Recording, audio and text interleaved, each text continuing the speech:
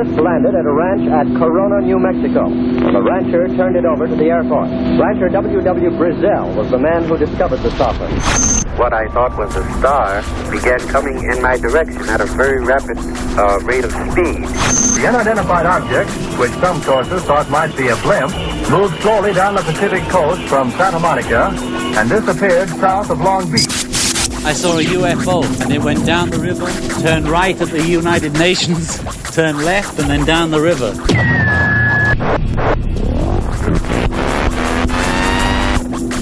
UFO classified. UFO classified. No more plausible deniability.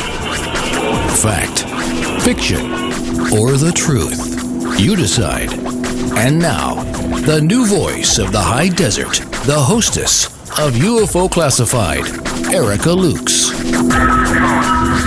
Well, my friends. Happy Fantopia Friday. I am Erica Lukes. Always grateful to be here to look in the chat room and see Gabe and Northern UFOs, Douglas, all of you. I have a great following of loyal, intelligent people that want to get to the truth, and they want to weed through some of the disinformation and delusion that we have in the field, and that's an incredible thing.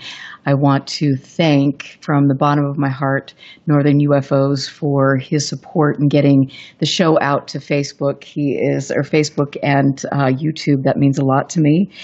I posted something on my Facebook this week exclaiming that I would be kind of pulling back from the field a bit in a public sense. And I want to clarify that. I've had lots of you reach out to me with concern, and I will be right here. I am digging into some very tantalizing research, and I've been working on this for years, and it's something that I need to really put my focus on. And then when I have everything ready to present publicly, then I will do that. But rest assured, I am not going anywhere, and it will be great when I get this information out to you. Next Friday, I am finally going to be in Michigan. I will be speaking at the Michigan UFO conference, and I will be there with my friend Nick Redfern, and then also other talented speakers, one of whom is someone that I have been dying to meet for a long time. His name is Bill Konkolesky, and he is the Michigan MUFON State Director. He is an author. He is an experiencer, and to listen to his personal stories, to know how brave he has been to put this forward, and then to also rally people in Michigan to come together and go to meetings, educate people, and give people a safe space that takes an incredible person. And I can't wait to hang out with my guest. And so, Bill, thank you so much for doing this. We are going to have the best time. And I want to, and I think that, it's for me to be there, and we're going to be in Houghton Lake. We will be presenting. We're just presenting on Saturday. So if any of you are there, come hang out with us. But Bill, I want to know, first of all, if you can give people a little bit of background about your experiences, starting as a child at the age of 2, what happened and where did that lead you? Okay, we'll wait for Bill to come on. He was having some problems with Skype tonight, and so we've gone to Plan B, but we will get him on here. And I want to give you a little bit more of a background information on him while we're waiting. But he has had a whole lifetime, like I'm saying, of really bizarre encounters. And for him, as a small child at the age of 2, seeing this gray peering over his bed, that was a very traumatic experience. He also has other things to share for us, but he has been very involved. I mentioned that he authored a book, Experiencer Raised in Two Worlds, about his own personal experiences. He has appeared on Abduction Diaries and has also consulted to History Channel's Hangar One and UFO Hunters. He was in the special UFOs Seeing is Believing, which is very, very cool. And he cares a lot about getting this information out there. Bill, we're not sure if you are still there, so we are just waiting to have you say something, but I will just keep on rambling. Oh, there you are. I was. You started going, so I didn't want to break in. Oh, Actually, no, interrupt me. I wasn't on mute. My headphones just weren't working properly. I've got that special experiencer magic where I make stuff don't work. So You know what? And bless you for saying that, because I swear I can walk through a grocery store and every piece of everything is going off or not working, or I mean, it's absolutely crazy how that happens. So that was a good example. Thank you. So yeah, my very first memory at age 2 is of being in my crib, and it was late, but people were still awake, and a little gray guy came into my room, stared at me for a couple moments, and I screamed for my parents, and my parents did not respond, except for my mom to say, "Hey, go back to sleep." And then the little gray guy walked out of the room and went. My impression is that he went to my brother's room, but I don't know. So, this has been with me my whole life. This wasn't a memory that came back to me several years later. It was something that burned into me at that moment and stayed with me. Up until today. I still can picture it. At age 4, I had experiences, age 7, 9, 10, through my teen years, a whole bunch in my 20s, and before it ultimately started to slow down a little bit for me personally, and then but didn't necessarily slow down for all of the family. But so yeah, it's been with me my whole life. So were all of the experiences that you had, were they as lucid and almost tangible as your first experience? Well, that is a very, very big question, actually. There are a collection of experiences that I have that were, undoubtedly very well remembered, very, very real, if you will. And then there are some other experiences where I believe I was taken out of body, and with that comes a whole other separate sort of reality. There is a presentation that I do on occasion about my experiences. In fact, I did it in Ohio just last month. The presentation is strictly experiences that I've had with other people, like multiple witness type stuff. Even if I wanted to deny to myself that this is a reality in my life, there would be other people who would step in and say, "Hey, Bill, remember that time we were at that park and those 3 little gray guys came up?" Or remember those all those UFOs we saw that one night? So yeah, I can't deny to myself that it's real, even if I wanted to. So, it's a big question in that the tangible reality of it is I believe that they don't actually come from our physical reality the way we know and appreciate it. I think they're more in a strict sort of form of consciousness, so that when they come to us, they can come in a physical form if they want. A lot of times I believe the way that when I see especially the shorter grays, they seem to exhibit almost like a puppet-like behavior. And I think it's because that they are pretty much technically puppets. I think that the species that we deal with a lot of times visiting us are of a much higher technology, which I guess goes without saying. But with that, if they want to come to us physically, they pop into these puppets and appear to us physically. If they don't need to come to us physically, they just want some sort of communion with us, mental, spiritual, what have you, by coming to us sort of in an astral form, if you will. I know this is going down the rabbit hole pretty quick, but if they come to us in a form of pure consciousness, they don't need to find a place to land and hide the UFO. They don't need to switch off people in the house.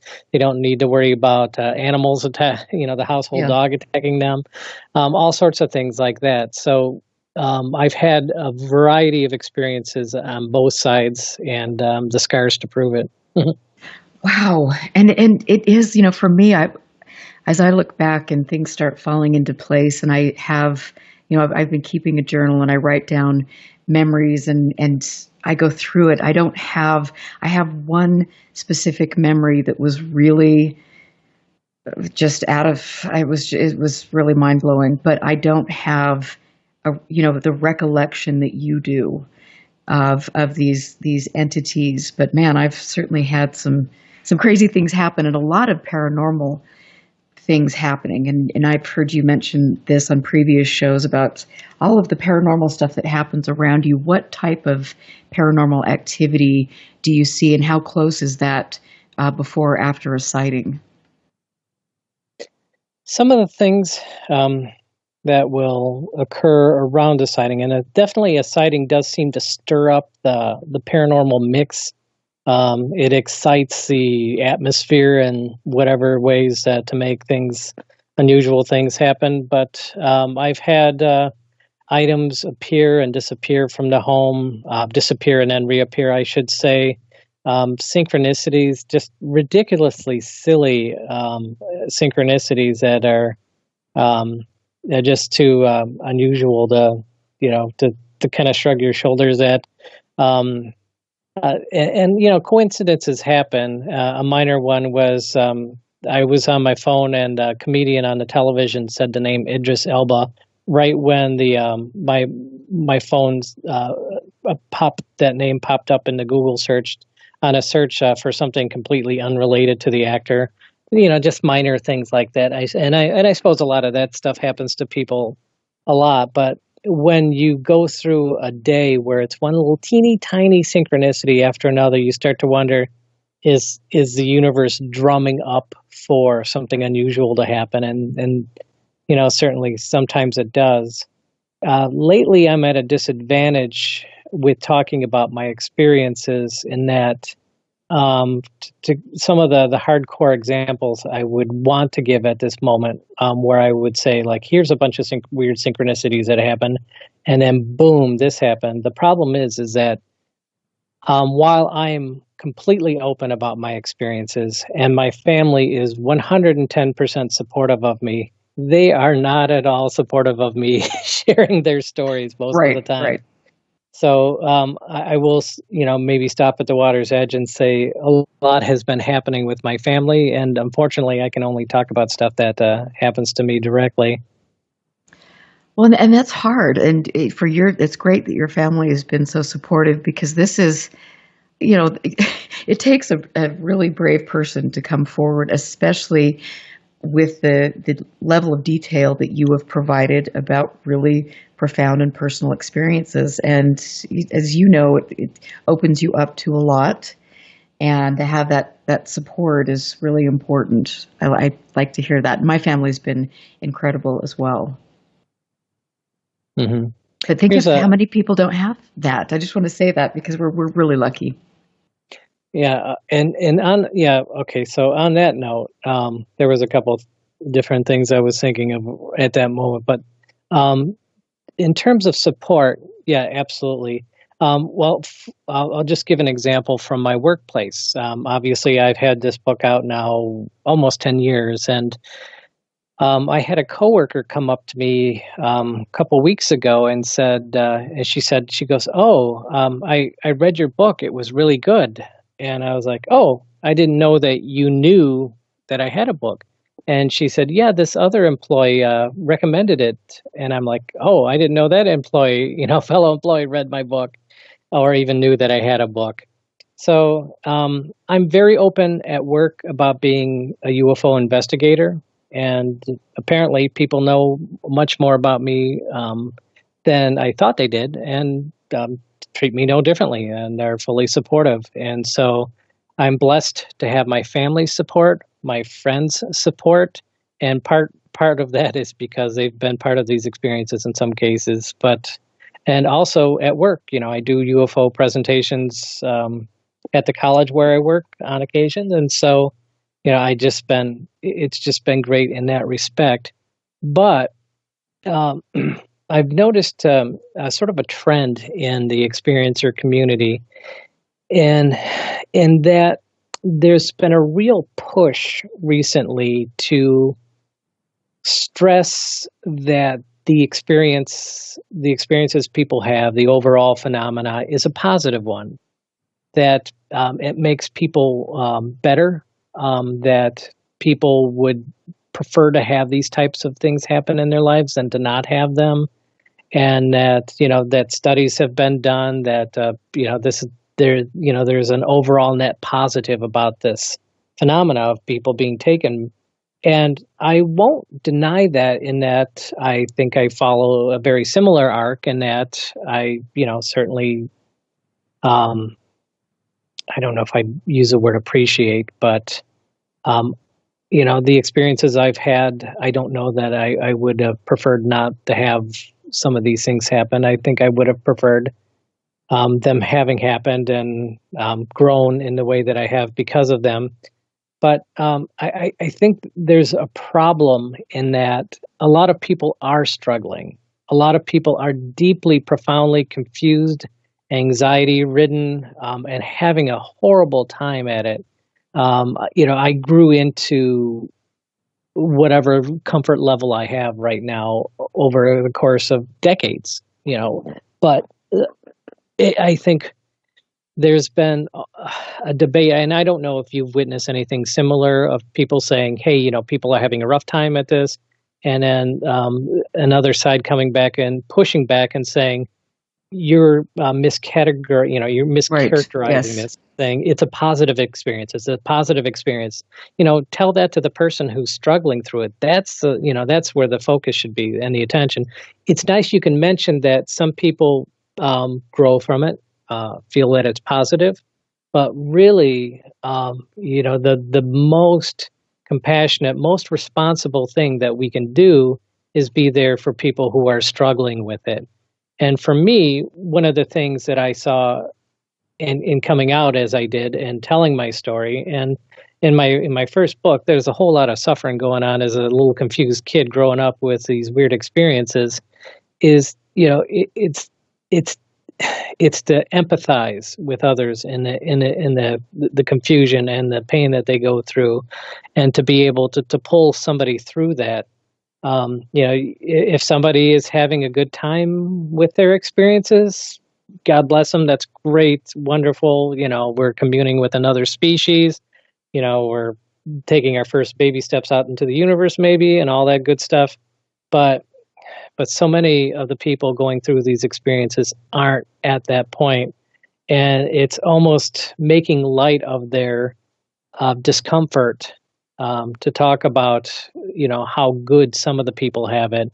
It's almost, I think, pushing some people back into the closet and saying, well, I don't want to come out and say I'm having these experiences. I don't know what they are. I'm having a hard time at it, because they hear other people, who are quote unquote experts saying, it's all good. It's all good.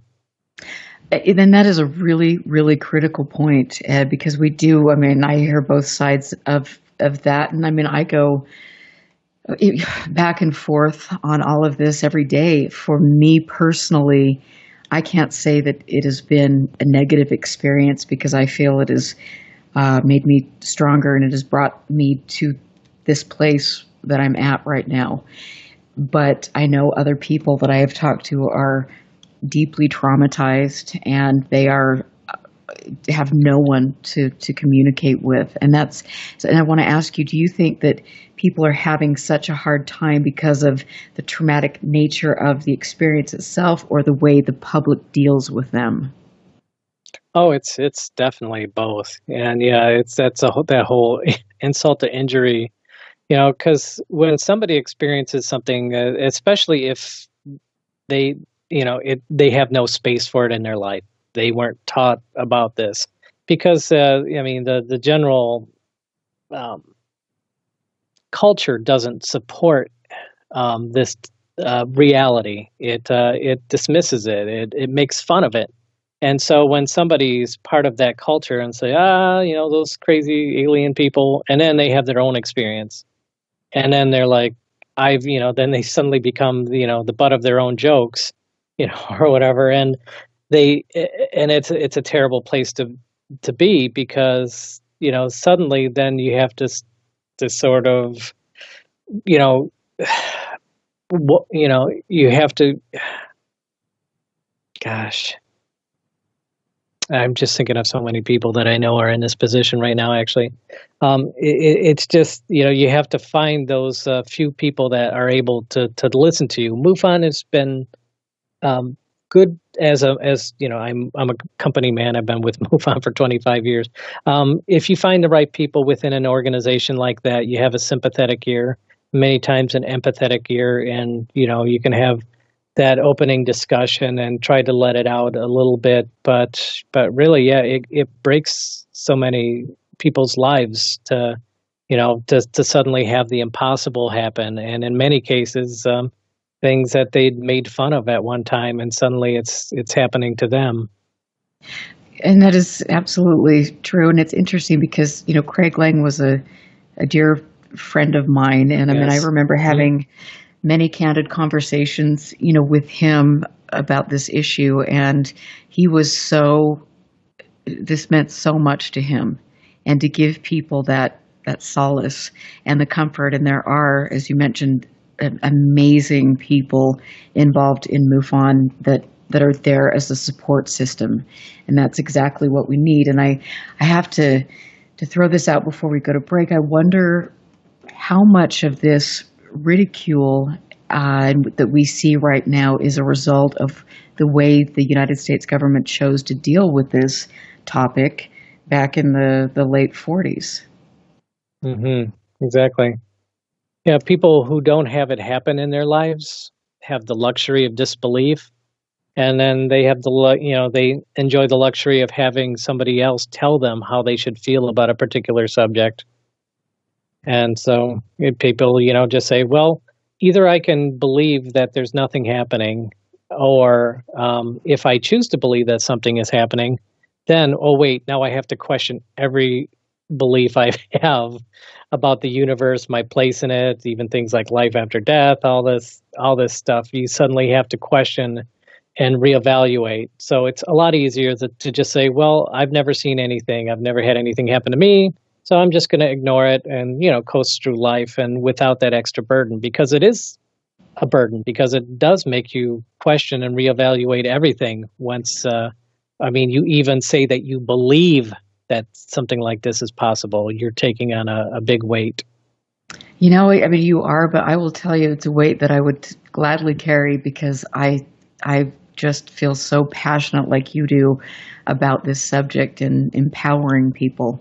That's really critical. And I can't wait to continue the conversation when we get back. I'm getting ready for our first break. Get into chat, ask questions. Feel free to call in. I'm here with Bill Konkolesky, and we are going to be together next Friday in Michigan. I'll be posting pictures on Facebook and Instagram and who knows wherever else. I don't even know what to say, but stick around because the best is yet to come. Stand by. This is UFO Classified with Erica Lukes. The phone lines are open now at 702-425-9230. That's 702-425-9230. Worldwide callers use Skype name KCOR Radio. More UFO Classified with Erica Lukes on the KCOR Digital Radio Network. After this. Here's what happened on the last episode of Three Guys, No Ties. Yes, sir. Did either one of you watch America's Got Talent? No. When? Yesterday. No.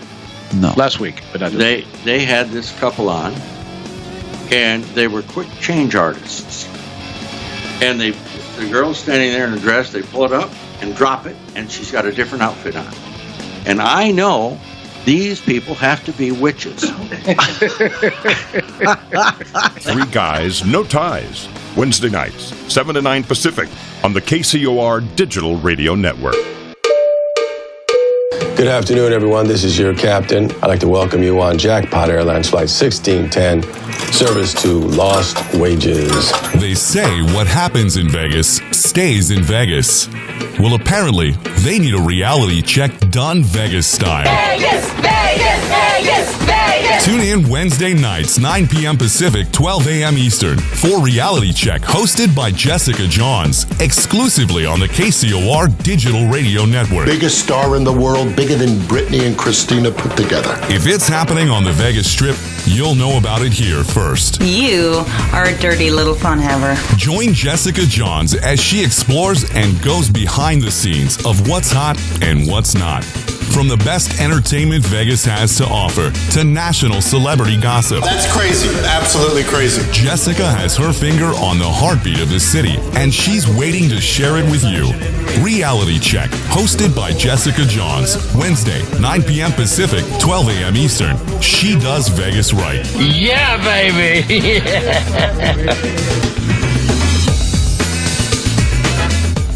Hamilton was adopted from a rescue in 2008. How could you not love him? Hamilton the Pug's adoption story started at a shelter. Visit theshelterpetproject.org to find a pet near you. Brought to you by Maddie's Fund, the Humane Society of the United States, and the Ad Council. Man, do I love card night. You ready, boys? You got a king? Go, fish dad! Oh, come on! This is WWE superstar Titus O'Neil. The smallest moments can have the biggest impact on a child's life. Take time to be a dad today.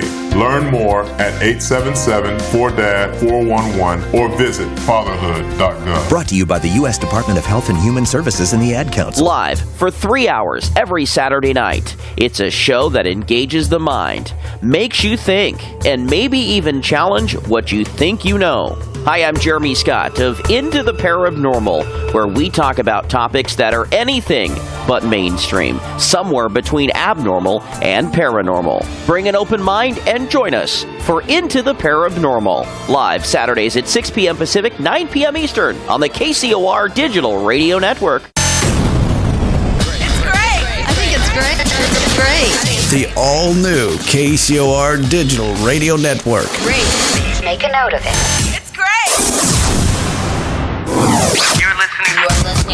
You're listening to UFO Classified with Erica Lukes, where the truth isn't hidden beneath the black lines of a Sharpie. That's the craziest thing I've ever heard. To be on with Erica, call 702-425-9230. That's 702-425-9230. Worldwide callers use Skype name KCOR Radio.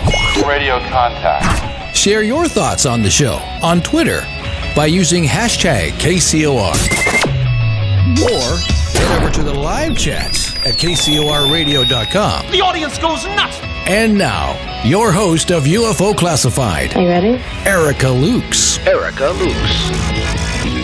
Welcome back, my friends, and happy Fantopia Friday. I am so freaking excited that next Friday I am going to be at Houghton Lake, Michigan at the Michigan UFO Con, and I finally get to hang out with Nick Redfern. We are both so excited. It's going to be great, and I also will have the pleasure of hanging out with Deb and RJ and many other incredible speakers, including my guest tonight. We've got Andrea Perron, who's going to be singing in some UFOs, and John Tenney, who I can't wait to hear, Steve Ward, who is an investigator researcher on high strangeness and is heard on Mac Maloney's Military X-Files. This will be so cool. I can't wait, but it'll be beautiful. We have a place right on the water, and I need that break. I need to hang out with my people, decompress, and talk about a subject that I truly, truly love so much, especially when other people's politics and agendas aren't involved. It's a beautiful thing. I am here tonight with Bill Konkolesky, he's an experiencer, but he's an author, but he gives people comfort who have very traumatic experiences. And he has been, like he was saying in the last segment, he has been with MUFON for 25 years. That's incredible. He is the MUFON Michigan State Director and has created quite a chapter there. And I love that. You mentioned so much, and I would love to maybe have both you and Ray Hernandez on the show sometime so you could have a discussion about this, because Ray, as you know, is very, very convinced through his research, the data that he's done with Free, that this is a positive, benevolent experience for most people that have it. But you've seen other things. Sure, and I totally understand where Ray is coming from. I first met him in Portland, Maine in 2014. We were both presenters at the Experiencers Speak conference, as it was called, and he was just really building his trajectory at that time. And now, he's quite a voice. He's very well connected. A lot of people listen to him, and it's an interesting thing in that I agree with his big picture assessment that a great majority of people who are willing to come out about their subject publicly feel positive about it. But and I'm not going to get down to the brass tacks about the data, but it's a question I wonder, and perhaps if he's listening or somebody that knows him well can answer, is that, you're probably not hearing from the people who are afraid to go to bed at night so much in something like this. They're terrified, they're isolated, they're not going to be as willing to share as somebody who's got some sort of accomplishment where they can say, I used to have a rough time, but now I don't. Or sometimes I have a rough time, and other times, I don't, and I've grown from it. If somebody's only comment is that they're scared, embarrassed, something along those lines, you really, that's going to be a very underrepresented sample of what you're going to hear publicly. You're not going to hear the nightmare stuff because people are going to keep that to themselves. I would you do a show with the two of you? Because I think this would be a really important show. Sure. Yeah, he's a great guy, and I would love to have the discussion so we could, certainly flesh out,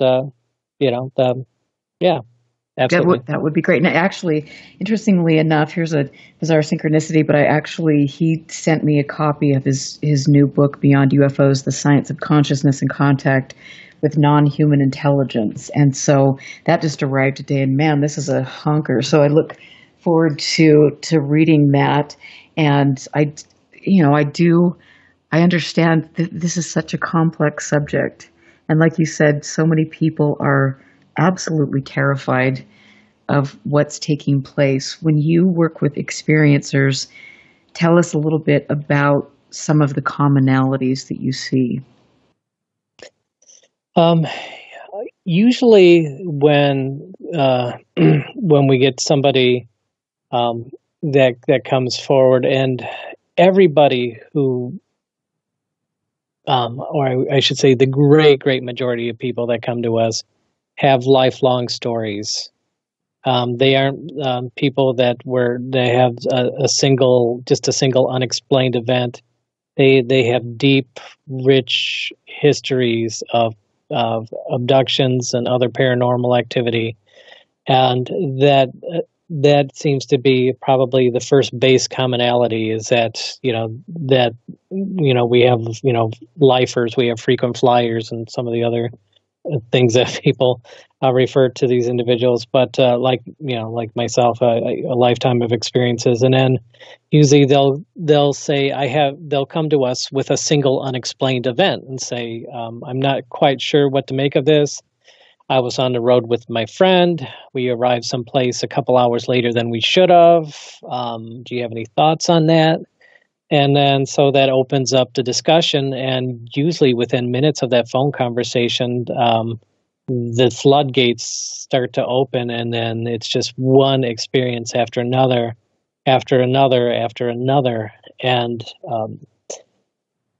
sometimes you think that some of these people want you to take their report, so to speak, in much the way that MUFON will take a single sighting report. Say somebody sees a triangle up in the sky one night. It's at this particular height. It's moving at this speed. It's not making any sound, that sort of a thing. And you put down all the data points and ta-da, you've got your UFO report. But when an experiencer gets you on the phone, basically they'll unload a book worth of information on you about their experience. Yeah, and there is no easy way to say, well, let's start here. Because it is so much. It is such an invasive, such a huge, monumental thing, and the psychology of it, and the emotion of it, and the things that happen that are just so very difficult to describe and explain, and it's just such a massive thing. With every witness comes an avalanche of new information, and that I would say, I mean, it's, if anything is a commonality, it's just the volume of information. Not everybody has the same type of experiences, sees the same type of beings. There are a few key things that will happen, like the missing time is common. Poltergeist activity in and around an event will happen. Sometimes strange marks on the body, or bloody nose, or all of the things that I think are fairly common earmarks by now continue to be parts of the story. But just to hear somebody, when they have the time to put their whole story out there for you, it paints these giant murals of experience rather than a single little sketch. They'll talk about an experience when they were a child, having sort of a follow-up in their teens and in their adult years, and then they put the pieces together, and you realize how deeply involved these entities are in our lives for whatever reason. I still can't figure out why they think we're so important as to be our big brothers, big sisters in many cases through our lifetimes, or have generations worth of interest in families. It's they're not casual about their interactions with us. They're very, very deep in our lives, those who have had these types of experiences. And they are. And when I look back and I start digging into my family, and this is something that I will be talking about, addressing in my first book. Doug is just mentioning that in chat about my family's personal experiences. I mean, it's really stupefying. It's profound to see how this goes back, and people just they just don't know how to you can't put it in a box. And so it makes it very difficult, as you know, for people to talk about, or to be open with, or to share with other family members. Mm-hmm. A big problem that I found with the information that gets out about this type of the whole abduction phenomena is that when things really heated up, when Whitley Strieber came out with Communion, certainly Bud Hopkins' Missing Time preceded that, and of course the Betty and Barney Hill. But it was, at that moment, I think, that of Communion, of course, that things really exploded. And at that point, people really started to look for answers, and like, give me an answer. And with every new book that came out from, David Jacobs, Bud Hopkins, John Mack, I can obviously go on, and the other Strieber books that followed. It's like every book, people were like, aha, the next piece of the puzzle. We're one step closer to figuring this out. Aha. And, these books will come out and saying, yes, they physically take us. And then the next one would say that there are hybrids, and that, that people are involved in creating this possible hybrid species with them. And it was like the next bombshell hit. And then in the mid-90s, if my memory serves right, there weren't any new really big revelations coming out in the new books, and the whole topic just kind of faltered. There was a good decade that the abduction phenomena was very much in the public eye, and in terms of those who I would say literally in the public eye, but within the UFO paranormal communities, it just seemed like there was this constant building of information, of community, it was just growing and growing and growing, and all of a sudden, boop, everything just leveled off and then disappeared. And people continued to have these experiences. It's just that there wasn't that next big sexy headline of where this whole phenomena is going, to really grab people and keep them captivated. And I almost, it was a double-edged sword, because one, it really brought a lot of attention to the subject that was sorely missing before that. But on the other hand, it made it seem like, since there wasn't any new exciting information to come out since, say, the mid-90s, about what these beings are possibly doing with us, it just seemed like, oh, well, that fad is over. That's done. On to the next thing. Right. That's a great point. And so it's been kind of, unusual being in this sort of post world of when the phenomena was a big deal. Any of the books I reference tend to be from that era, tend to be from those authors. There's great books still coming out and new perspectives, like Mike Clelland's Messengers and his follow-up stories from the Messengers, and other, there's quality material still coming out. But it just seems like people, if they weren't going to receive that next big story that's going to bring them one piece closer to the truth, then they're not interested. And arguably, the conclusions that came out of that decade or so are still questionable. I mean, there were some strong arguments put out that a hybrid program is being developed. I have seen hybrids, so I know that such a thing, such a being exists. How many hybrids there are, what the purpose of anything is, I don't know that anybody's really closer to a real answer. Okay, so I have to just ask you right there, can you explain the circumstances of meeting this hybrid? Right. It was in the early 90s, 93. There was a single hybrid that I've seen, and I've seen her twice, and both of those times were in the 90s. I was in bed, and I woke up, and there was, in my room, I was in my early 20s at the time, there was a young-ish girl, I would probably say at about the age of 16, and she looked really unhealthy, very thin, very pale. Her hair looked just not right, and she had big eyes. Not as big as the Gray's eyes, but somewhere in between, big eyes, really big eyes. And behind her were, in fact, 3 Grays. So I'm laying in bed, and I was awoken by 3 Grays and this girl who, like I said, looked like something very unhealthy, with certainly aspects of looking like a normal 16-year-old girl, but having some elements of an appearance of a Gray. And so a lot of times when I am awake, they paralyze me just as quickly as possible. They take me out of commission, they control the situation, full lockdown. I can't do anything that they don't want me to do.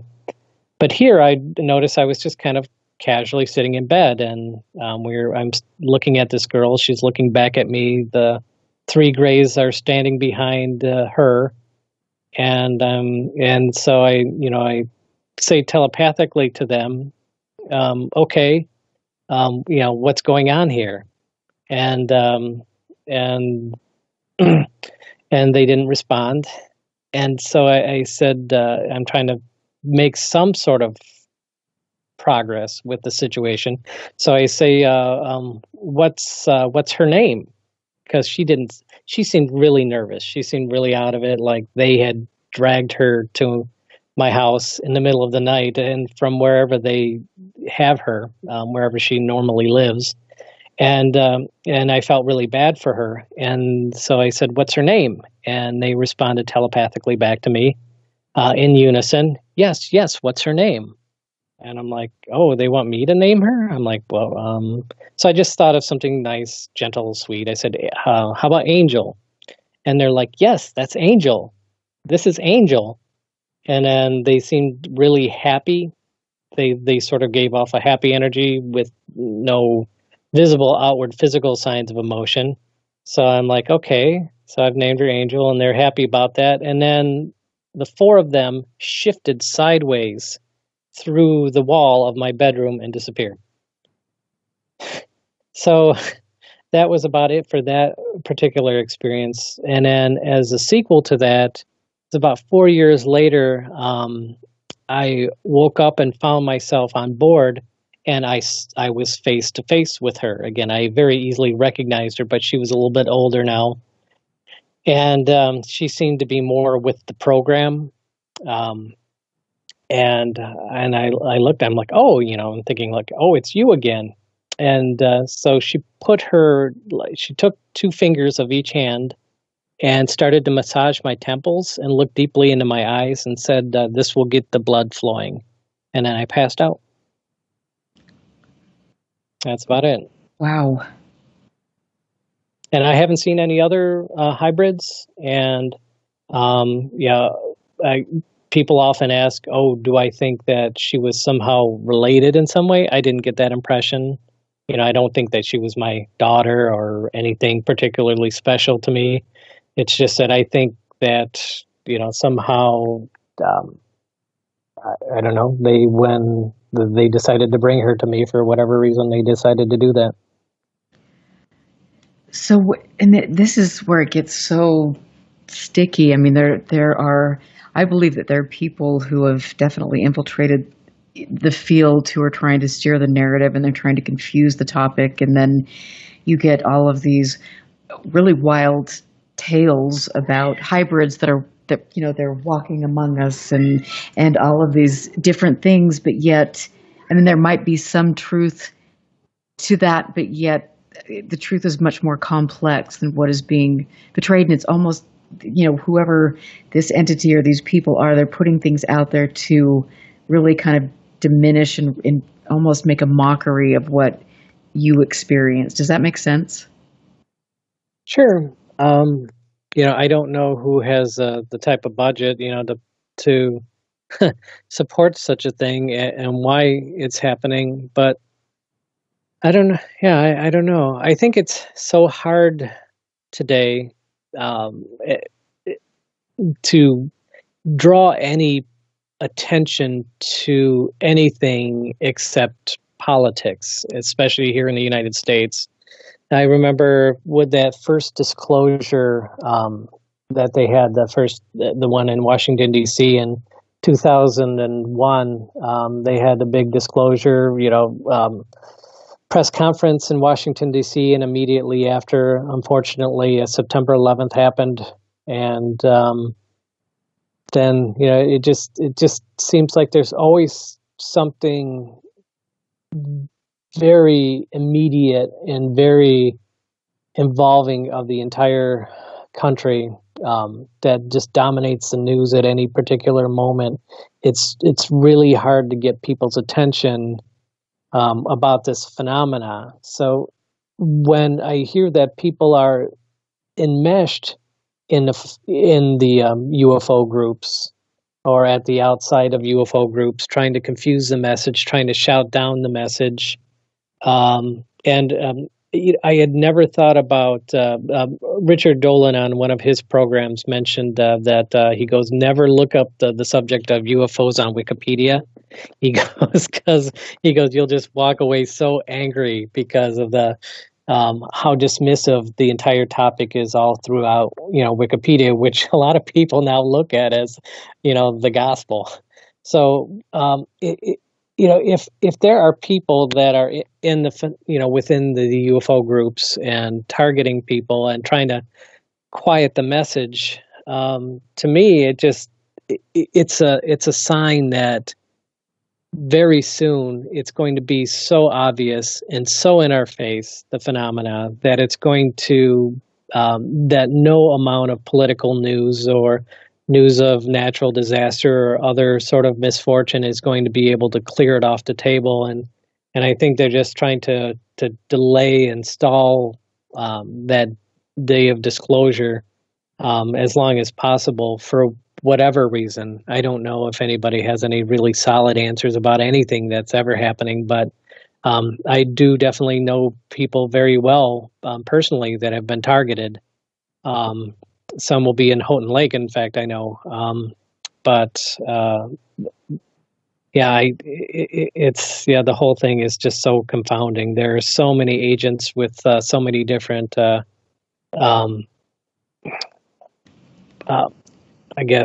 different goals and different perspectives. The whole thing can be so very, very confusing.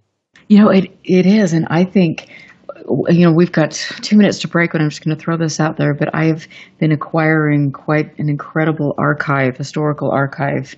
And it has been interesting to look because I have over 2,000 magazines that date back from, the late or early 40s on about the topic. And every time I look at the back of it, there's an ad for the Rosicrucians. And when I look at it, there are specific groups of people who are still kind of prevalent in and out of the scene in a way, almost trying to steer the narrative. And it's just been fascinating to me to see. And so I definitely think that there are people in there that are hooking people, and they've been doing it for a long time. And perhaps there are generations of people that have been doing this in the field, and that could be completely crazy, but I don't know. I certainly found some intriguing things, and we'll talk about that more and talk about the people. I would love to talk about the people who've been targeted because I think that's important. I am Erica Lukes. We are getting ready for our big break, and we will catch up at the next hour. I'm here with Bill Konkolesky, and we are going to be in Houghton Lake, Michigan next Friday and Saturday. So if you're there, get tickets to UFO Con, Michigan UFO Con. We will see you there, and we'll catch you on the next side of the break. Listen very carefully. This is Houston. Say again, please. Houston, we've had a problem. This is UFO Classified, live every Friday night, 4 p.m. Pacific, 7 p.m. Eastern, exclusively on the KCOR Digital Radio Network. The truth is out there, just waiting to be discovered. And now, if you will, accompany me on a journey to the future. For more information on the host of UFO Classified, Erica Lukes, upcoming guests, as well as links to the past shows, visit her website at UFOclassified.com. UFO Classified. UFO Classified. This is KCOR Las Vegas, home of the Digital Radio Network, broadcasting from a shack just south of Area 51. Wait, that doesn't exist. This is the KCOR Digital Radio Network. Now for the news.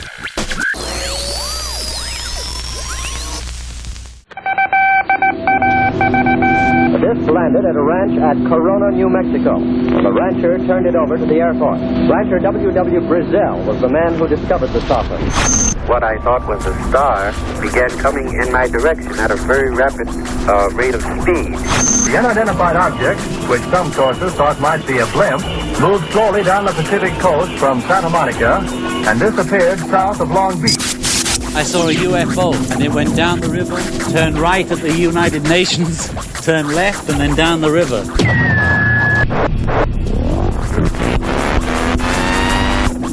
UFO Classified. UFO Classified. No more plausible deniability. Fact, fiction, or the truth. You decide. And now, the new voice of the high desert, the hostess of UFO Classified, Erica Lukes.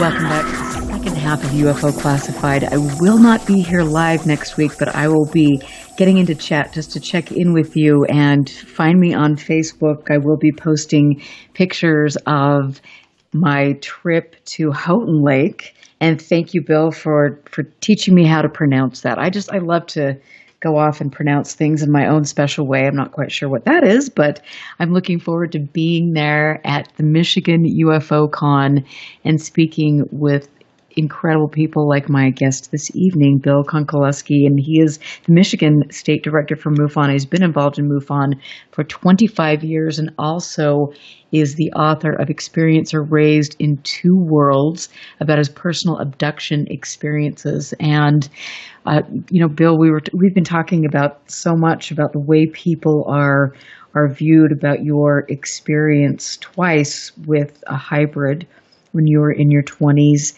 And let's talk about, when we left off, we were talking a bit about people that are targeted.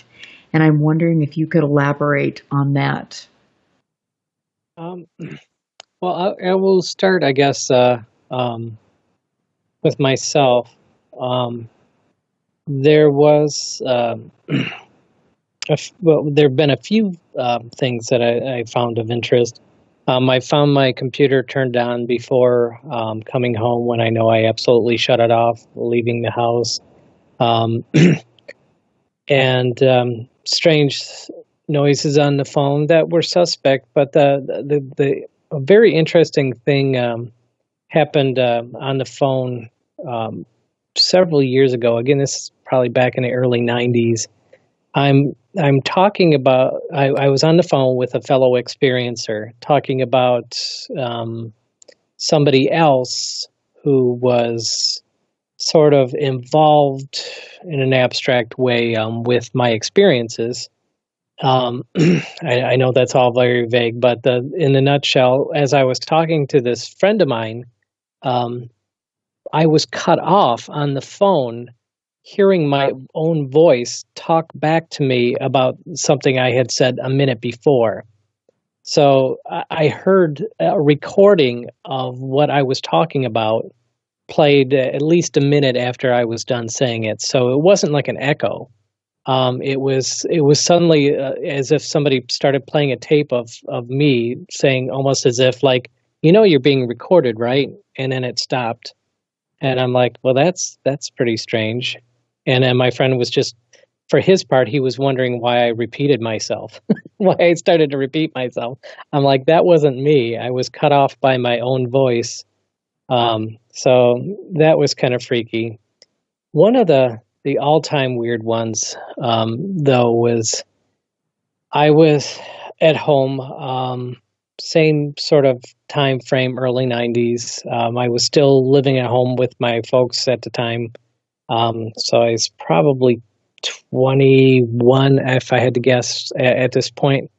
And my father was applying for a new job, and he had given our home phone number to contact him to let him know whether or not he had gotten the position, because he had already interviewed for it. So he had asked, hey, is it possible, is anybody going to be home on this particular afternoon? Because that's when they said that they're going to call me and let me know whether or not I've got this job. So I said, well, yeah, I can be home. That's no problem. I got nothing going on. So I'm at home, and then the phone rings, and I go and answer it, and it's my father, and he says, has anybody called about the job? And I said, no, nobody's called at all. And he's like, are you sure? Maybe somebody else took the call? I said, no. I said, nobody else is here. It's just been me. I'm here all alone by myself. I've been home by myself all day. And then I had just the weirdest feeling, like somehow I shouldn't have said that. It was just a very odd thing, like I've just alerted somebody somewhere that I'm at home by myself. And he's like, okay, whatever, and he hangs up. So I go and walk to go and sit down again, and the phone rings again. So I pick up the phone, and I'm like, hello, hello, hello, and it's dead silence. Nobody's on the other end of the line. And so then at that point, while I'm still holding on to the phone and there's silence on the phone, I hear a helicopter approaching, getting louder and louder and louder.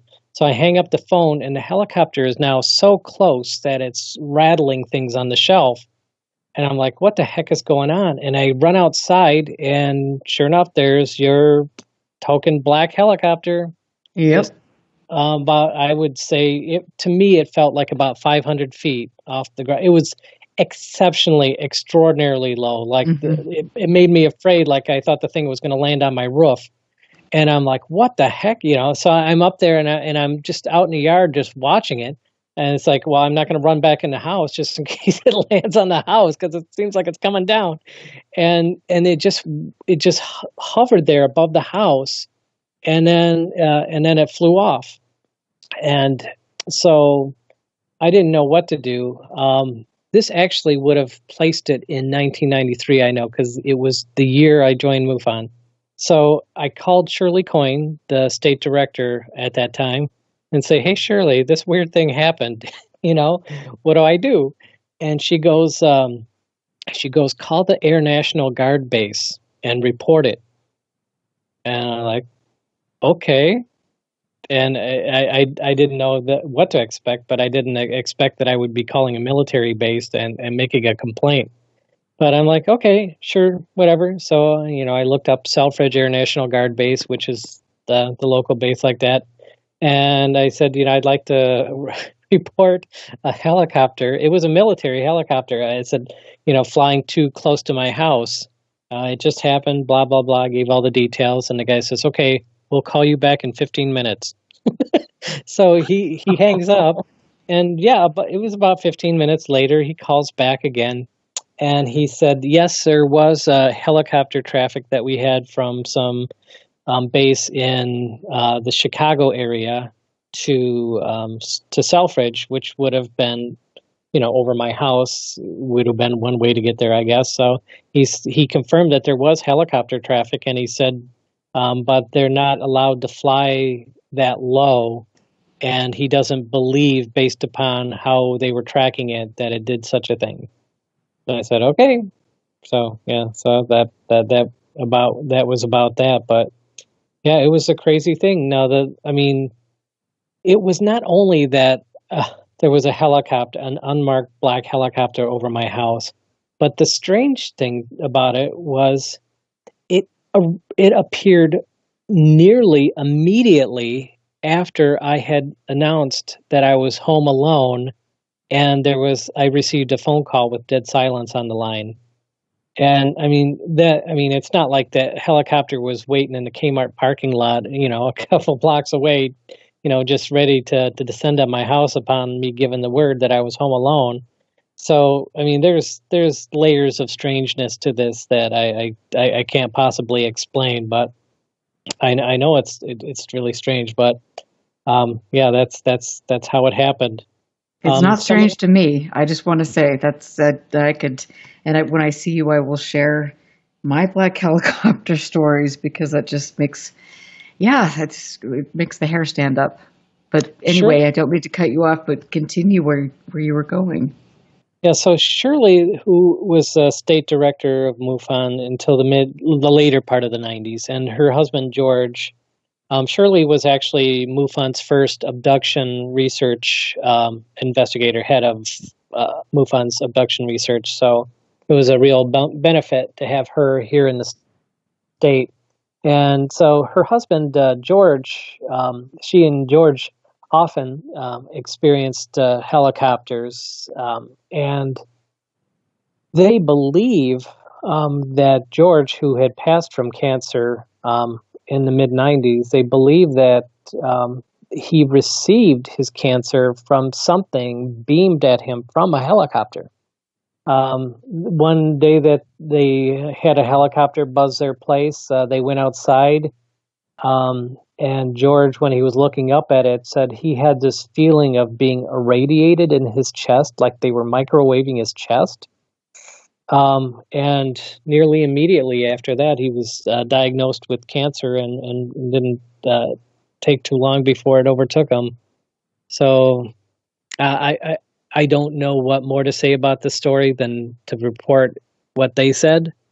And the misfortune that George passed away shortly after they felt that he was somehow assaulted, I guess, in this very unusual way. And so, with other people that you have come into contact with that have been targeted, what are some of the other ways that what have they experienced? I wanted to say that I don't know, I'm sure you've read Chameleon by Robert Guffey, and if you haven't, I would definitely recommend that. But that is a book that kind of goes down those lines of being targeted by something in a very malevolent way. No, I am actually unfamiliar, so I'll have to pick that up. It's a great book. I would recommend. Yeah, a lot of it is technology based, in terms of messing around with somebody's computer, their email, their phone, strange loss of service, having perfectly good electronic equipment fail in interesting ways, and not in the same sort of way as one is an experiencer, but yeah, it's usually some sort of target of technology. And so, how can you tell whether you're being targeted or this is a result of some sort of paranormal event in your environment? Because that's something that I think I have so much going on. It's hard to filter out what is what. Oh gosh.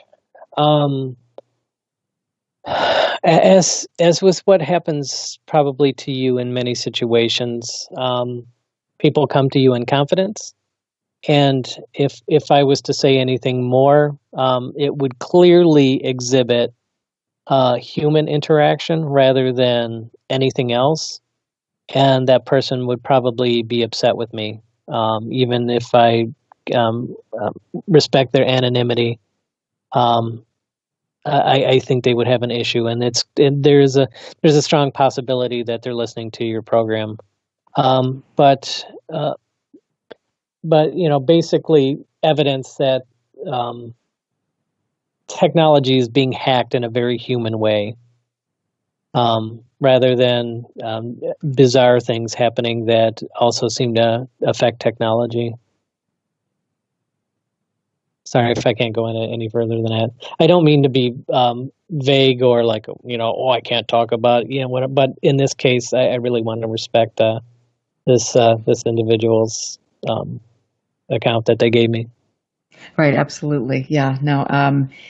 But if you could, just with the paranormal things that happen around us, as we know, when we're entering kind of an excited phase with the UFO contact or all of these things that happen. I mean, do you think that paranormal activity can affect? I mean, obviously it affects electronics. Can it come through the TV? What would it do? What would that look like if that were paranormal experiences? I'll give this example from. I've heard this personally, and this is another case where I want to do more than maintain the witness's anonymity, but full confidentiality. I've had this reported to me, and I can give an example that's actually in Mike Clelland's Stories from the Messengers book that I mentioned a moment ago. But seeing strange things on the television. There is a report in his book of a woman who goes by the pseudonym of Brenda, who is in a room and there's all sorts of high strangeness suddenly going on, and she looks over and she sees herself. She looks at the television, and the television is displaying the room from her point of view. As she looks around the room and glances over at the television, anywhere she moves her head, it's as if there's a camera moving, and that's displaying that on the television. And I've heard other people tell things very similar to that as well. I don't know how a person can, how a human could be responsible for that type of shenanigans. It just seems like that dips very much into the paranormal, how such a thing like that would happen. And that's the thing. There's so many blurry lines with all of this that it's mind blowing. Yeah, and with other people that you feel are targeted, what can you share? Like maybe a couple other stories that you have heard about people. I mean, obviously we've got the phone, the email, the technology-based types of things. Do you feel that perhaps their livelihood has been interfered with, or they have been the subject of any harassment or anything in that extreme? A good friend of mine who is now passed, David Kaywood, who was an experiencer, had said that he had been taken in the middle of the night. They came, this big black SUV had pulled up to his place at 4 a.m, and these guys in suits threw him back into the hatch of it, and they were well dressed, and they took him out to some sort of muddy field and had him walk out into the middle of the field, and where they yelled at him to stop talking to people and be quiet. And then they instructed him to come back to the vehicle, and then they drove him back home. And then he said he woke up the next morning and knowing that it happened, but not remembering how it ended, like not remembering how it was. He could have possibly fallen asleep, but there was thick mud on his shoes the next day, so to give evidence that something like that had happened. And he was very outspoken, very compassionate, very supportive, a great role model to anybody in the experiencer community that knew him, but also very much targeted by somebody. And that was one of the more extreme cases that I remember. Wow. And that is, and you wonder who, I mean, I can't for the life of me think that this would be our government. You know, I mean, obviously there are factions. You know, we've got different people with different agendas. I mean, it's the way it rolls. I just have a hard time wrapping my head around all of that. And I think it's unfortunate that we distrust our government, quote unquote, so much, when I think it is these little elite groups or factions. And so it just, I don't know. That's stupefying to me. Mm-hmm. Who do you think would be behind that? I know that's the $1 million question that you probably don't want to answer, but. Mm-hmm. And as a precursor to any question, answering any question that follows along this sort of line, as somebody who investigates UFOs at a local level, Michigan is a pretty hot state for UFO sightings. You know, we average a couple hundred a year, and that's enough to keep one's plate full. There is a local experiencer community here that's very active and often meet, and it's another thing where it's very much here and now and right in front of me and dealing with it at a very grassroots level. So when I'm asked questions along the lines of, is there some sort of government conspiracy? And what do I think about it? The first part of my answer is always well, like, obviously the government isn't telling us everything it knows about UFOs. It always keeps a little bit of everything it knows secret, including the budget. If the government told us if the government didn't have secrecy about UFOs, it would be the one subject they didn't have some sort of secrecy about. There's always some secrecy about some aspect of the government that they never share with us. So obviously there is, this is included in that. They obviously know something, and they're obviously keeping it a secret, and that's how they operate about everything they do. And the other part is that my plate, again, is so full at a local level that I don't need a disclosure movement to, convince me that something's happening. I mean, I wouldn't even have to be part of MUFON to be convinced that something's happening. I mean, with the amount of experiences that I've had in my life, but I don't need to rely on an outside source, nor would I say should anybody feel the need to do so. If you want to know whether or not the phenomena is real and you haven't experienced anything yourself, become a UFO investigator. MUFON is a quick and easy way to do that. There's a plug for MUFON. Or, to find some way to do your own local investigation, or, meet up with people locally. You'll find out very quickly that the phenomena is real. So having said that, yes, the government, some part of the government's obviously hiding something. And to a great extent, I don't care because I don't need them to tell me that what I already know. I would say if I was to fathom a guess, and there's great people out there, for example, like Nick Redfern, whom I trust and I follow and I listen to, people who have their attention, much deeper on matters like this. But, my thought is that it's some sort of group that is not directly related to elected office. They are some sort of, I guess, probably closer tied to a military element than, a political element, because, you don't want somebody elected in office for 2 years, 4 years, 6 years, whatever, and then getting out and say, boy, guess what I learned when I was in office? You want somebody who's a lifer. You want somebody who is going to stick with the program and have some skin in the game where they probably are threatened, essentially saying, okay, if you join this program, you are going to find out the truth about UFOs. The downside about that is that if you tell anybody, your family is in danger. It's some sort of thing like that. So I think it's some sort of group that isn't really directly tied to the government. Sure, the elected government probably hears enough stuff so that they've got some, they've got some guilt. And I've got to cut you off right there, and I'm so sorry because we've got to bring this back up. I'm Erica Lukes here. We're getting ready to go to our last break. I will be posting much more about our guest, including where you can buy his book and learn more information. Look at his blog. I will be right back.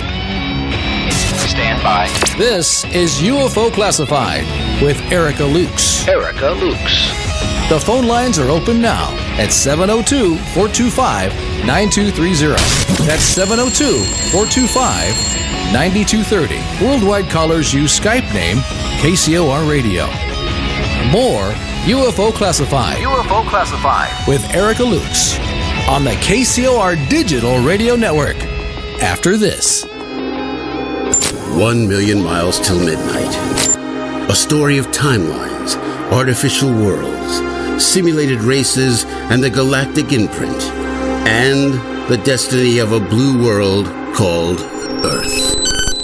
1 million miles till midnight, written by Solaris Blue Raven, is a journey through the mind's eye which allows the reader to surf a wave of technological and multidimensional intellect, revealing a bridge between conscious design and the truth. A multidimensional bleed-through awakens the world of artificial intelligence to set sail into the frontiers of a vast multiverse, morphing planets and terraforming ascended worlds beyond the linear programs of a fated race. 1 million miles till midnight will awaken, inspire, prepare and enlighten one to the many multidimensional states of consciousness and worlds we reside in. With every cell and atom, we are this truth and multiverse. 1 million miles till midnight. Written by Solaris Blue Raven. Available now at Amazon.com. Don't wait. Get your copy today.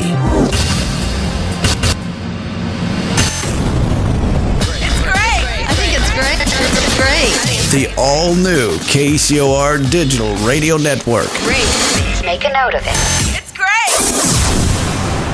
If ever a breed was affectionate to a fault, it's the Golden Retriever. They're people dogs, pure and simple. And the Golden Retriever Rescue of Southern Nevada needs your help. If you would like to volunteer, foster, adopt, or donate, go to the Golden Retriever Rescue of Southern Nevada's website at grrsn.org. That's grrsn.org. Or call 598-GOLD. That's 598-GOLD. Gee, it's so quiet. Too quiet. Terribly quiet. Awfully quiet. Do you have an hour to kill? Well, crank up those EVPs, spirit boxes, and walk the haunted halls of the unknown with UK's very own paranormal investigator, David Cook. You guys ready for this? The Ghostly Hour, live Sunday, 2 p.m. Pacific, 5 p.m. Eastern. And now, you're mine.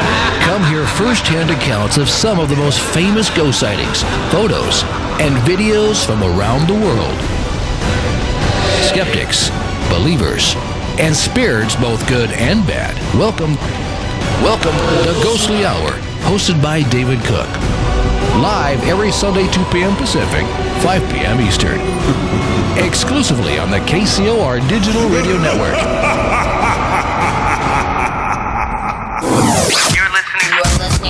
You're listening to UFO Classified with Erica Lukes, where the truth isn't hidden beneath the black lines of a Sharpie. That's the craziest thing I've ever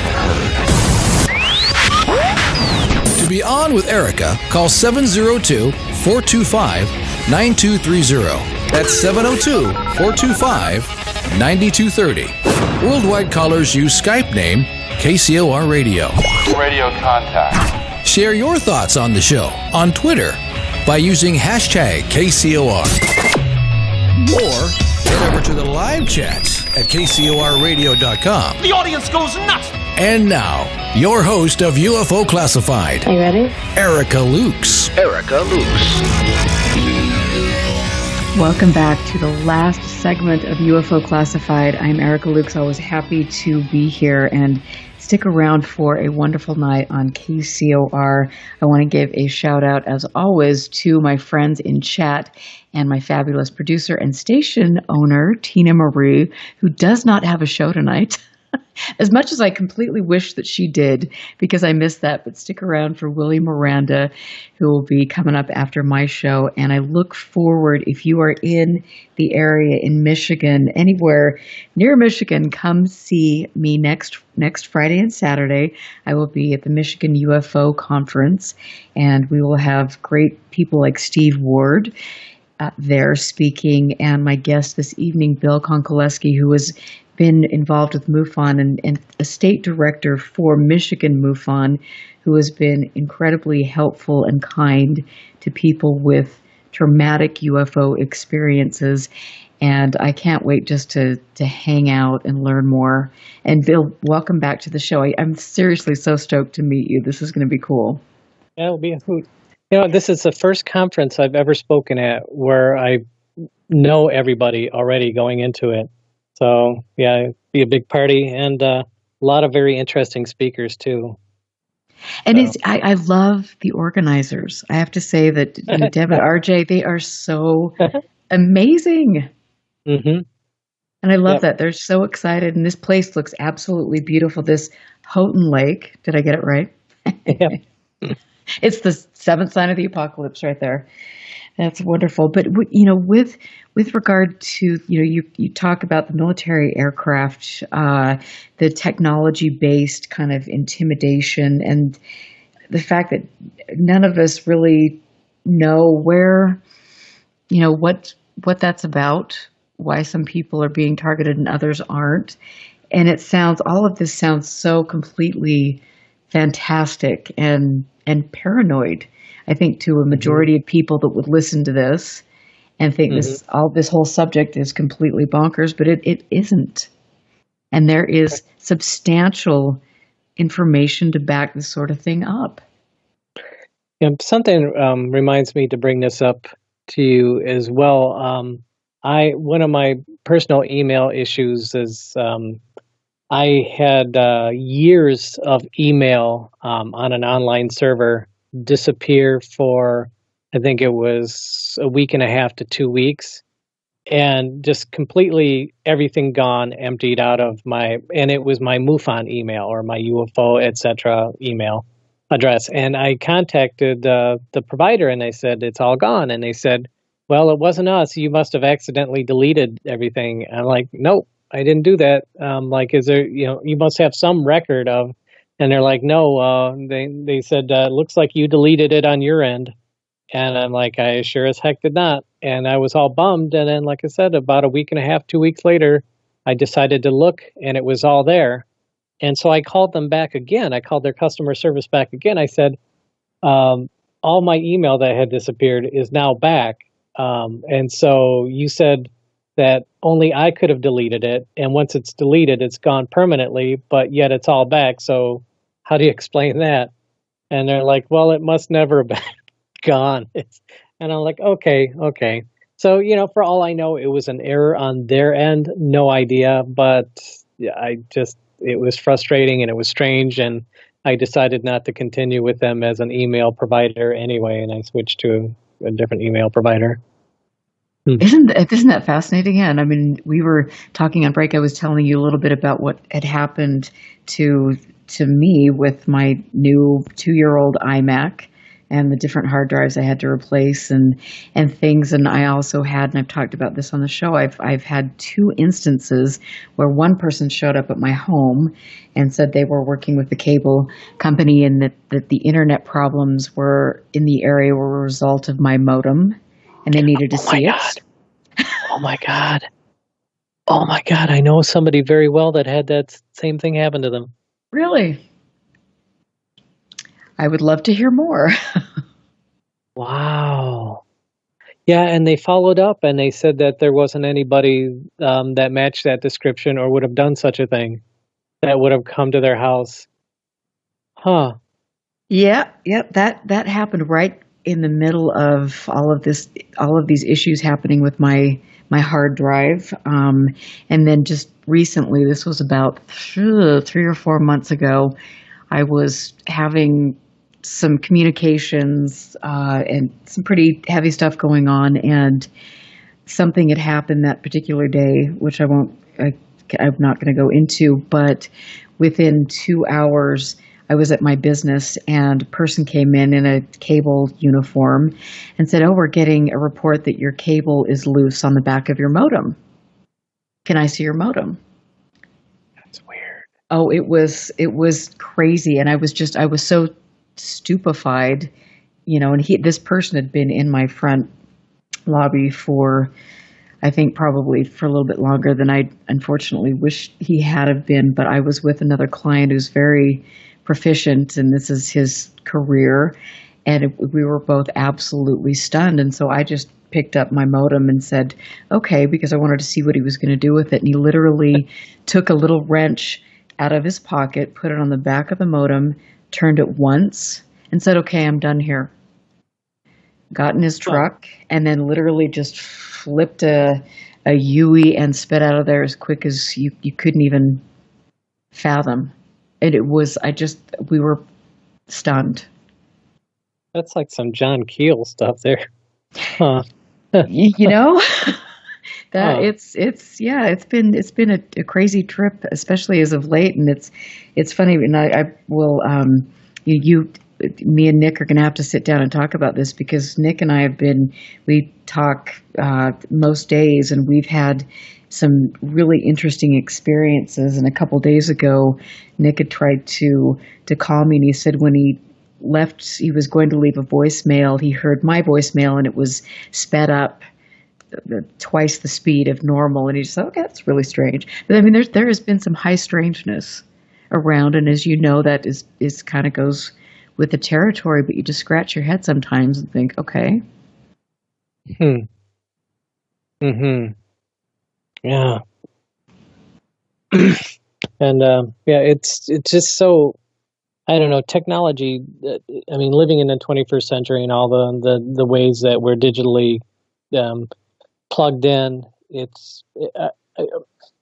I remember watching this bit. I'm not sure which news program it was, but it was how Google tracks you, and they were talking about the mapping function of it, and they said, that they record where you're at 24/7, and they know how long you stay in certain places. They know if you're walking or if you're in a vehicle.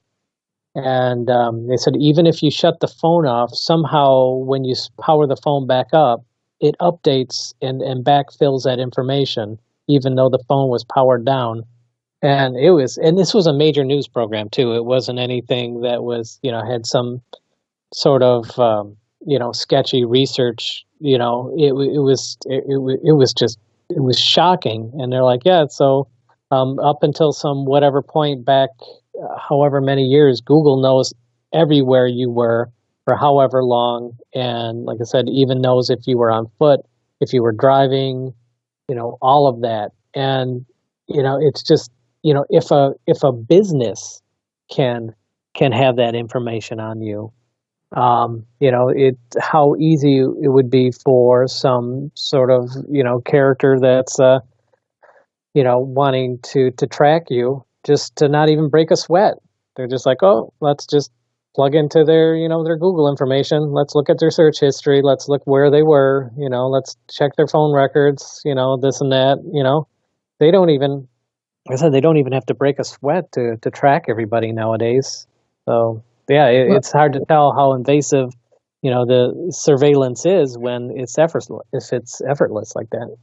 Well, and too, and I mean, and I've been told, and I'm sure anybody with a brain could figure this out, that there are people or whoever that get into Facebook chat rooms or start chats, and then people who have experiences, who are genuinely looking for answers, want to find, they're okay, great. The Skinwalker ran, anything to do with this or A, B, C, D, they're going to go in there and they're going to give up all of their information, thinking that they're talking to somebody who is another experiencer or another person that's genuinely interested in the phenomenon, but actually they're just mining data and Lord knows what happens with that. So it really is, technology is something that is good and bad, and most people don't realize that how really frightening it is and how careful we need to be.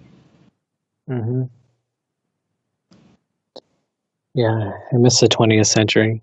I know. Back in the olden days, before the dinosaurs ruled the earth, that would be good.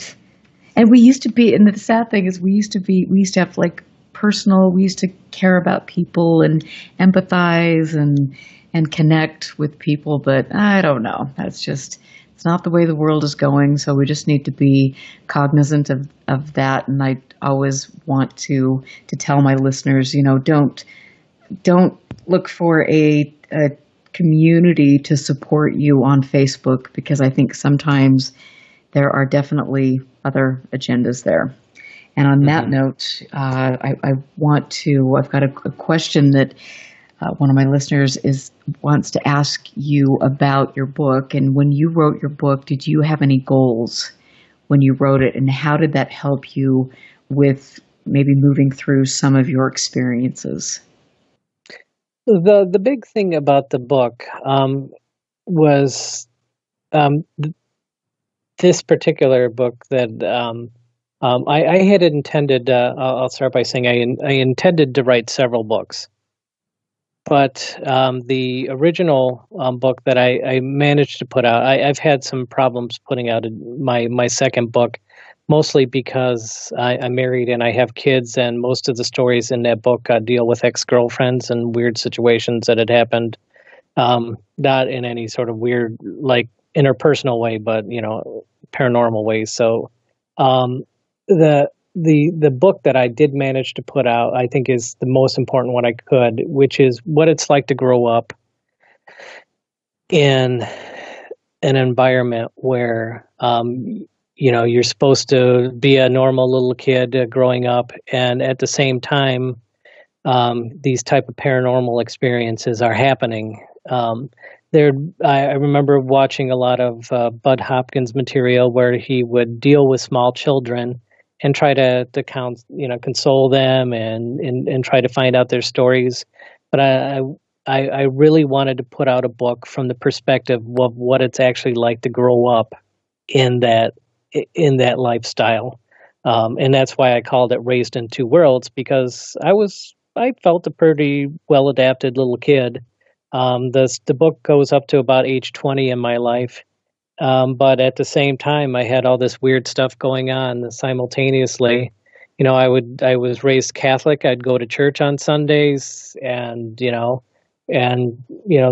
talk of the higher power that was delivered in the sermons on Sunday morning. Never mentioned the other higher powers that I was encountering. And so it was really to get out what it was like to grow up like that, because, you hear a lot of concerned parents saying, I don't know what's in my kid's head. I don't know how to support them. I don't know how they're going to develop into adulthood, having these types of experiences. So I put out the book from that perspective of what it was like growing up to sort of give a picture of that. Wow. And I have to ask you, because we're getting ready to close the show, but what do you feel that this experience has enriched your life? I mean, I know that you mentioned in another interview that this is all that you've known. And Yep. this is, all that I have known as well. But what do you feel? Because you've mentioned different things about people being traumatized and then it not necessarily being a beneficial thing, but at the end of the day, what would you say about your experiences? Yeah, not everybody has the same journey. I've been fortunate enough that my journey has felt enriching to me. I think, there's two big questions, that are always on people's minds as the two big questions. One is what happens after we die, and the other is there life out there in outer space? And so I've had one of those questions answered in spades. I've been out of body, but I can't really say I've had a near-death experience, so I don't know about that one.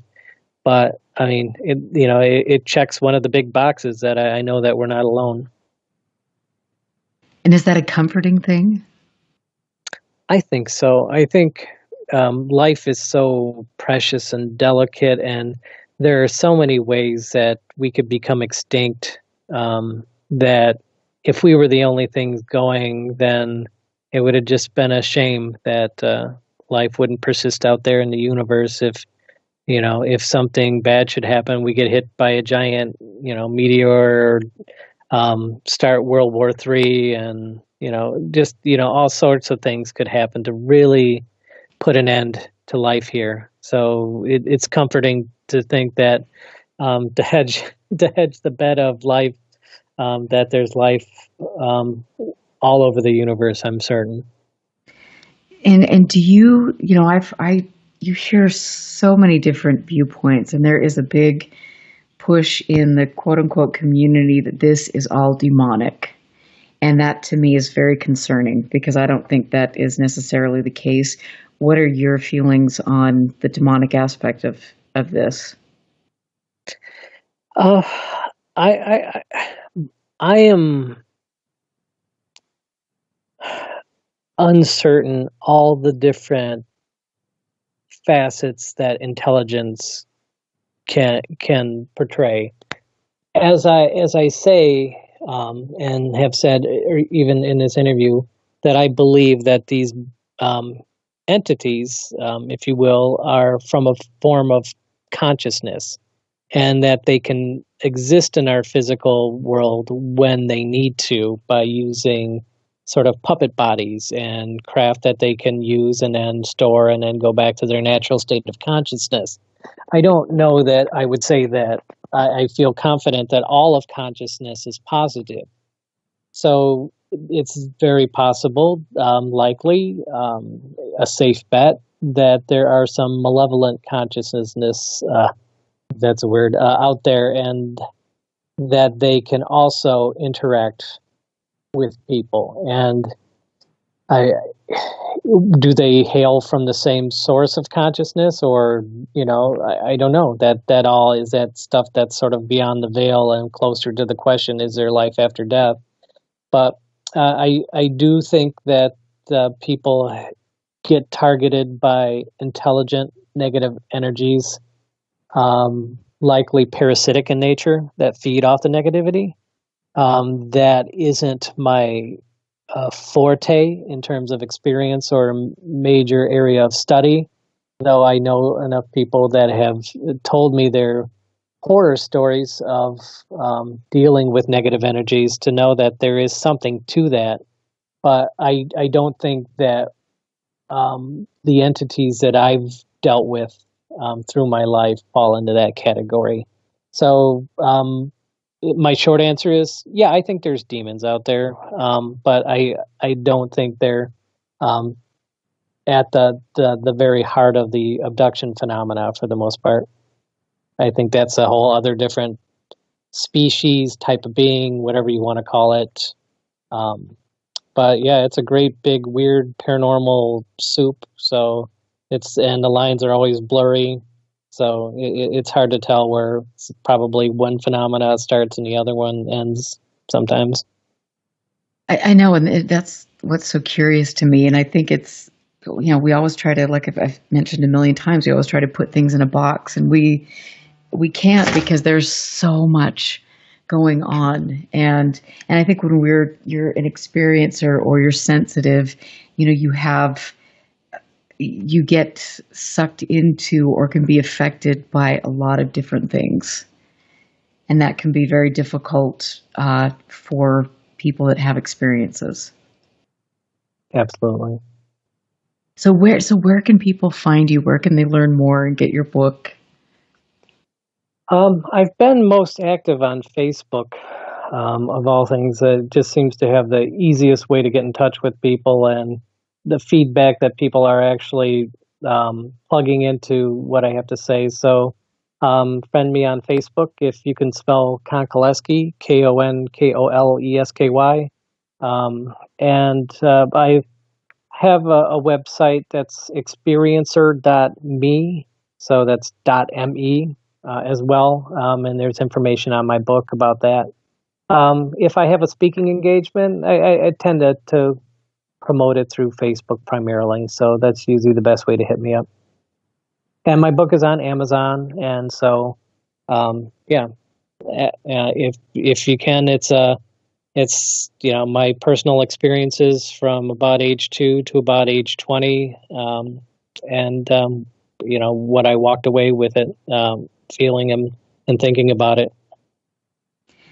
And I want to say again, like, you rock. I mean, you have been incredibly brave, and you've had a voice, and you've done this, and you've been relentless for 25 years about getting this information out there and making other people feel comfortable. And that is critical.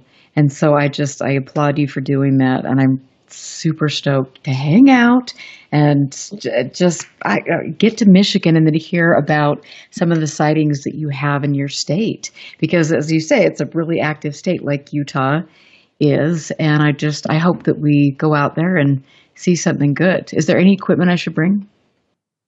No, the equipment you should bring is Andrea Perrin.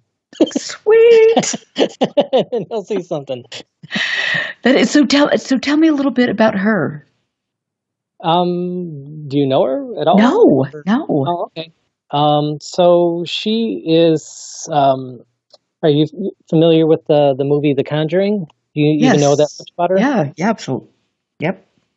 Okay, so she was one of the children in that household that experienced that paranormal phenomena that eventually got turned into that movie. And she is one of the most powerfully spiritual forces I know.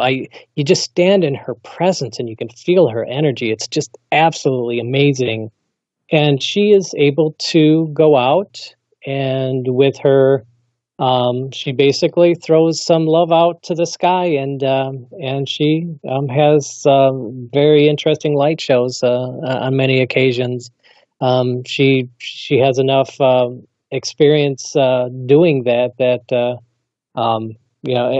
like nobody else I've ever seen or even heard, that she's able to connect with the sky and actually call down some light phenomena.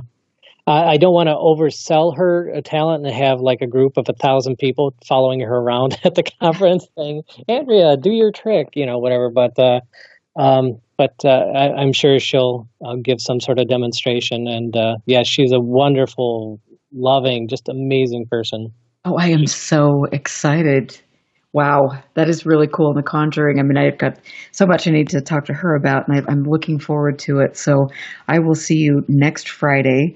And I want to tell everybody, again, thank you so much for being supportive of my show. I want to give my love to Doug. I know you're going through some hard things right now, but I'm thinking of you. Thanks to all of you. Stick around because Willie Miranda has a really kick-butt show tonight. It is Paul Eno who will be talking about UFOs and exorcism. Speaking of, so that's going to be great. Find me on Facebook. You can go to UFOclassified.com, and just know that I will be here working underground, and I will come up with some really great stuff. You'll find out soon enough. Stick around for a great night. Be safe, and I will catch you soon. Listen very carefully. This is Houston. Say again, please. Houston, we've had a problem. This is UFO Classified, live every Friday night, 4 p.m. Pacific, 7 p.m. Eastern, exclusively on the KCOR Digital Radio Network. The truth is out there, just waiting to be discovered. And now, if you will, accompany me on a journey to the future. For more information on the host of UFO Classified, Erica Lukes, upcoming guests, as well as links to the past shows, visit her website at UFOclassified.com. UFO Classified. UFO Classified. This is KCOR Las Vegas, home of the Digital Radio Network, broadcasting from a shack just south of Area 51.